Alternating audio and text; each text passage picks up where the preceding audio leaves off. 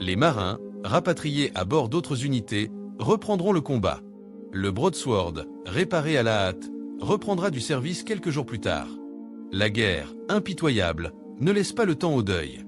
Du côté argentin, la mission du 25 mai est étudiée dans les académies militaires comme un modèle d'audace tactique. Voler à 20 mètres au-dessus des vagues, contourner les collines, attaquer à quelques secondes de portée de tir, tout cela exige une précision extrême. Carvalho, Velasco, Rink et Barrio Nuevo deviendront des figures respectées, non seulement pour leur réussite, mais pour avoir incarné la détermination d'une armée luttant contre un adversaire supérieur en nombre et en moyens. Pourtant, ces hommes garderont le souvenir amer de camarades tombés lors d'autres missions et de la défaite finale qui suivra.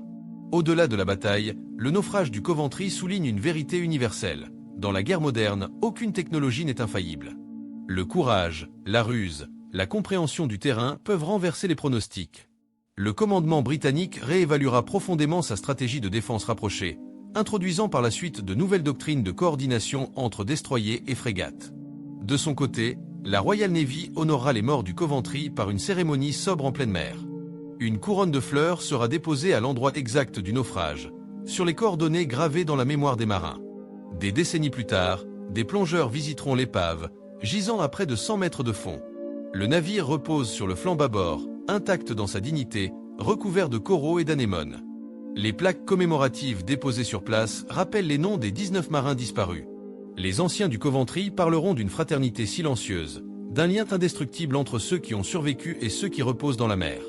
Pour eux, cette bataille ne fut ni victoire ni défaite, seulement une leçon d'humilité face à la mer et à la guerre. Dans les années qui suivront, le récit de cette journée inspirera des documentaires, des études militaires et même des œuvres littéraires. Certains historiens y verront l'un des derniers grands affrontements de la guerre navale classique avant l'ère numérique. D'autres y liront une métaphore, celle d'un monde où la bravoure humaine peut encore triompher, brièvement, de la machine. L'affrontement du Coventry et des Skyhawks résume à lui seul le paradoxe des Malouines, une guerre courte, mais d'une intensité extrême, menée aux confins du monde dans un climat de courage et de désespoir mêlés. À chaque commémoration, les survivants britanniques se réunissent pour honorer leurs camarades perdus.